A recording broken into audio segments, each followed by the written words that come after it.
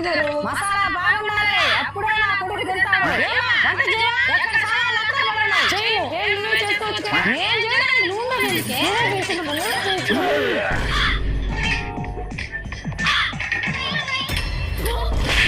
వంట కూడా చేయడం కదా నీ కొడుక్కి?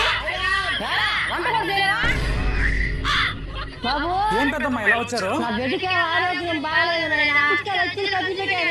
ఇంకా లక్షల్లో ఖర్చు అవుతుంటున్నా. ఈ పొలం కాగితాలు పెట్టుకుని 1 లక్ష రూపాయలన్నా ఇప్పించండి. కాగితాలేం పని అదేదో చూసుకుంటున్నా జాగ్రత్త అమ్మా. పాపమండి ఊరంతా అప్పులు పాలైపోయి చివరికి పొలం కూడా అమ్ముకోవాలనుకుంటున్నారు. నిజమేనే, ఆరోగ్యం బాగాలేకపోతే ఎంత చెప్పు. అనుకోకుండా ఒక చిన్న యాక్సిడెంట్ అయిందనుకో, రాత్రి కోలుకోలేని అప్పులు పాలైపోతాము. అలా అనకండి, భయం వేస్తుంది. ఫ్రెండ్స్, మనమంతా కూడా నెలకి 20-30 వేలు సంపాదించుకుంటూ మనతో పాటు మన పిల్లల్ని చూసుకుంటున్న సందర్భంలో మనకు గానీ మన పిల్లలకు గానీ ఏదైనా ఆరోగ్య సమస్య వచ్చి లక్షలు ఖర్చు పెట్టాల్సిన సమయం వచ్చినప్పుడు మన